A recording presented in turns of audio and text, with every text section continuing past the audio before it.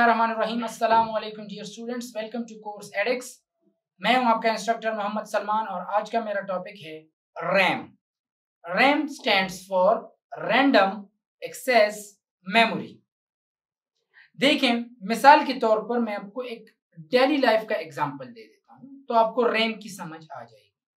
मिसाल के तौर पर एक समंदर है, उस समंदर में एक किश्ती सफर कर रही है, लेकिन उस किश्ती में सिर्फ और सिर्फ 5 बंदे आ सकते हैं, या हम ये कह सकते हैं कि इसमें 5 बंदों का जो वजन है, इससे ज्यादा डेटा उसमें नहीं आ सकता। अगर उससे ज्यादा लोग वहां पे बैठ जाएं तो आपकी किश्ती जो है वो डूब जाएगी। अब ये समंदर में सफर कर रही है कि रास्ते में एक बंदा मर जाता है, लेकिन वो फिर भी किश्ती में बैठा हुआ है। आगे जाके समंदर में एक बंदा डूब रहा होता है, तो आपने उस बंदे को कैसे बचाना है? तो आप एक सिंपल सा काम करोगे, जो बंदा मर चुका है उसको निकाल के समंदर में फेंक दो और इस डूबने वाले बंदे को आप किश्ती में ले आओ। तो बिल्कुल आपका रैम भी इसी तरह काम करता है कि रैम में लेट सपोज अगर 2 GB का डेटा आता है और एक इंपॉर्टेंट टास्क आ गया, उसको रैम में जगह नहीं मिल रही और वो एक इंपॉर्टेंट टास्क है, उसको रैम में जगह चाहिए भी, तो आप क्या करोगे? Memory allocation and memory D allocation. Unimportant files, unimportant process से आपने वो मेमोरी लोकेशन जगह ले लेनी है और इस इंपॉर्टेंट टास्क को आपने रैम में लाना है। तो रैम को सबसे पहले किसने इन्वेंट किया? Robert Heath Danner.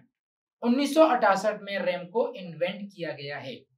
रैम जो है एक मेमोरी चिप है that is install on motherboard. RAM एक वोलेटाइल मेमोरी है, टेम्पररी मेमोरी है।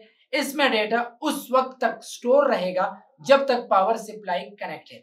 जैसे ही पावर सप्लाई डिस्कनेक्ट हो जाए, रैम से वो डेटा लॉस हो जाएगा। The content of RAM are present in RAM until the power supply connected. जब तक पावर सप्लाई कनेक्ट है, रैम में वो कंटेंट स्टोर रहेंगे। जैसे ही आपकी पावर सप्लाई डिस्कनेक्ट हो जाए, रैम से आपका डेटा लॉस हो जाएगा। Whenever you open a program, it will get loaded into the RAM।